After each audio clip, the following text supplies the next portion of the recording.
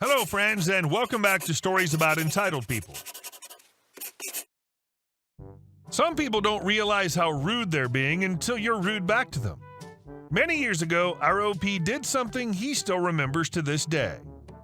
But before we begin, don't forget to subscribe to our channel if you're new here and turn on notifications so you don't miss a new video every single day. Here we go. People who work in glass burger joints shouldn't throw stones. This is back in the days when you could go into an airport for shopping, etc. without a ticket. This was also back in the days when I dressed like a ratty punk rock kid with spiked bracelets, studded belt, and a crappy 12-inch high pink mohawk. Looks down, shakes head. So my stepdad, a fast food junkie, says we should grab a burger. We get in line and eventually make it to the register. The lady behind the counter is giving me the WTF is that thing face. I ignore her as usual. I'm pretty used to it by now. But this woman is seriously staring at me like I'm from the moon.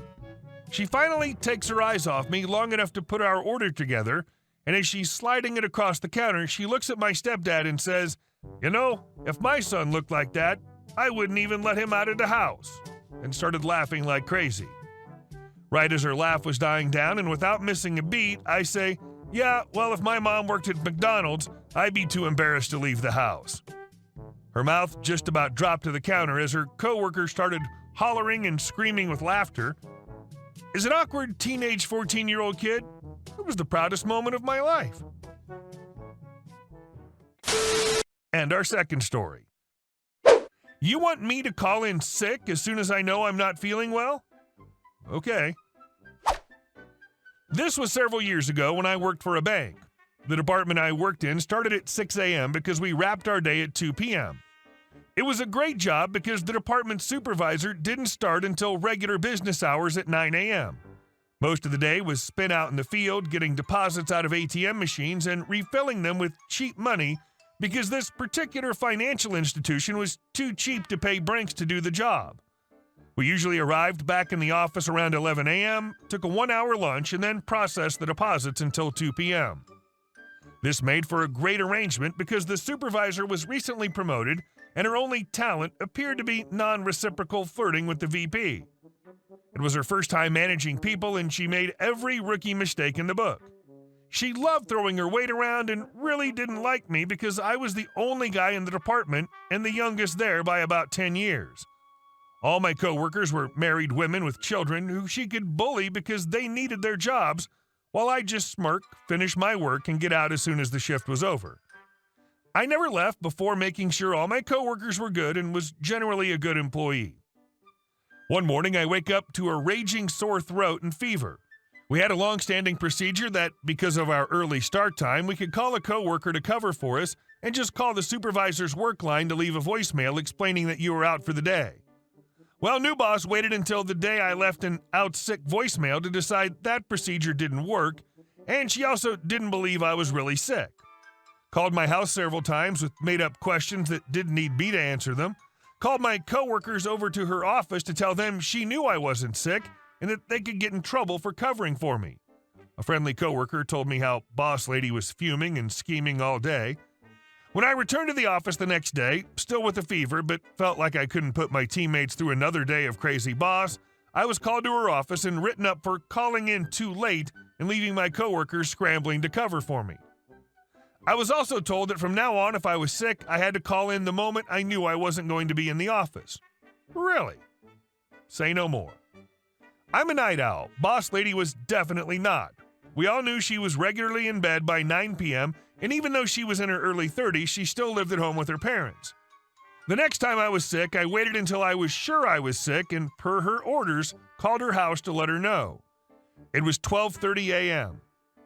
I must admit, I almost felt a pang of regret when her mother fumbled to answer the phone, but that feeling was quickly erased when I heard boss mom wake up my super groggy boss as I cheerily told her that I wouldn't be in the next morning. I never called in sick and had plenty of sick time, so would take a random day off about twice a month and always made sure to call her between the hours of 12 a.m. and 3 a.m. to let her know and always made sure to remind her that I was following orders. Sadly, this rule was changed back to leaving a voicemail at her office after my 4th phone call. And our next story. Real estate revenge. I've been a real estate broker in Chicago for nearly 20 years. I started at a very small independent brokerage. It was my first week there when the broker/owner gave me a lead. He was older and wasn't in very good health, so he passed a lot of his leads to his agents. One of the broker's friends passed away, and the friend's son wanted to sell the house. I call the son, who tells me he's known the broker for 30-plus years and how close their families were. Seems like a really nice guy. I go over, check out the house. I work up a gorgeous comparative market analysis. I have other brokers check my numbers. I was new and wanted to do a perfect job for my new client. I rehearse my presentation, have my stuff professionally printed, prepare for any possible questions, have responses ready for objections, and I head out. I dazzle this guy with my presentation. He likes the $135,000 list price I recommended. He's fine with the commission. He has no objections, but asked me to give him 2 months to clean out the house, give his siblings a chance to go through everything, and then repaint. Now I know how to handle this, but at the time I just said I'd call him in 2 months to get it listed. Bad move. But I trusted him because he and the deceased father were so close with my broker. I didn't expect what would come next. 3 days later, I'm driving through town and see a for sale by owner sign in the yard. That's when I realized I wasted several hours doing work for him, and he completely bluffed me and used me. I didn't call him back then. Nowadays, I wouldn't either, but that's because I'd have the listing before he had a chance to put that Fizbo sign in the yard. Experience counts for a lot. Anyway, my broker was at City Hall about 5 to 6 weeks later paying for transfer stamps when he just happened to notice in the registry that the previous customer was the son. The son had just paid for transfer stamps earlier, which essentially meant that the house had sold. I waited until the prescribed 2 months and called the son for my revenge. I played stupid and the conversation went something like this. And I talked fast so I could get the whole thing out before he could cut me off and tell me he sold it. Me: "Hey Lynn, it's Misery over at ABC Realty. I figured I'd give you a call to see if you got the house cleaned out and repainted because I had a relocation company call me with info from a doctor looking to move into the area. When I talked to the guy, I thought about your house and mentioned it to him. Since it's only 2 blocks from the hospital where he's going to be working, I told him how nice it was. He basically told me to make you an offer sight unseen. I couldn't remember what I said the house was worth, but I told him $215,000. He couldn't believe how inexpensive it was, but he's living in New York. He said your house sounds like it's 3 times the size of his and half the price of what he'd pay in New York City. So I don't remember what I told you it was worth, but he's all cash and wants to be able to move in 3 weeks. So would $215 work for you? Because I can write it up, fax it over to him for signature, and get you done." There was a long silence before he exploded.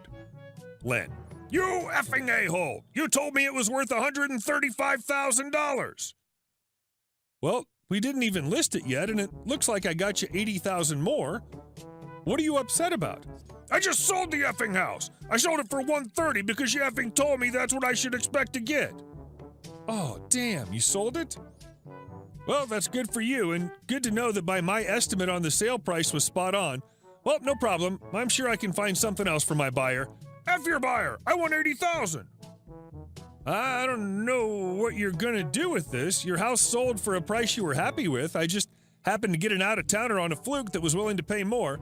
But hey, you sold it and you got fair market value, so you did great."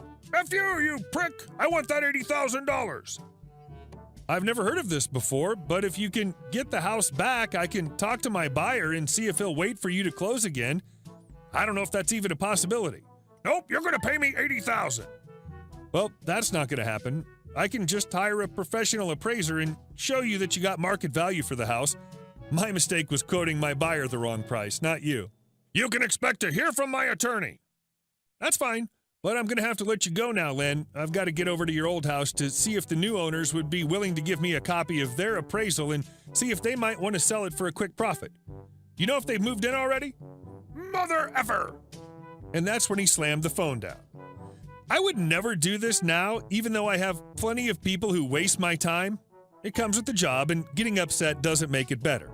However, I still think about that call today, and while part of me feels like a jerk, I still get a little smile thinking about him kicking himself for screwing me over.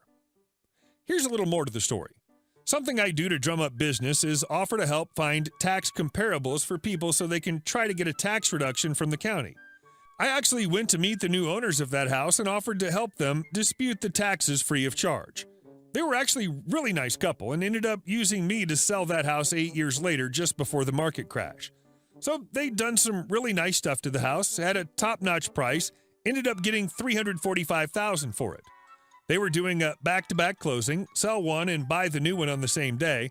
The house they were buying burned down, but they still sold theirs and moved in with relatives while they looked for something new. The market literally crashed 2 months later while they were living with the wife's grandparents. They stayed there for 2 more years.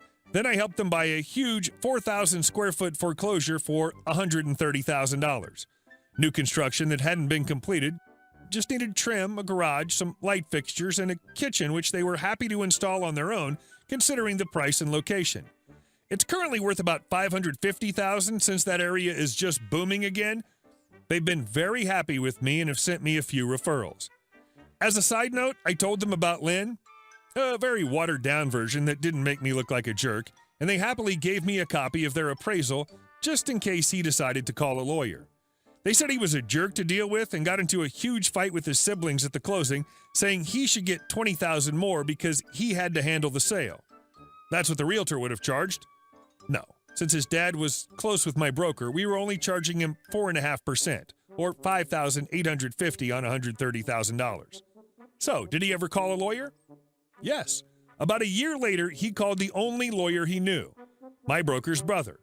The brother talked to my broker, who then talked to me. I gave him the market analysis and the appraisal.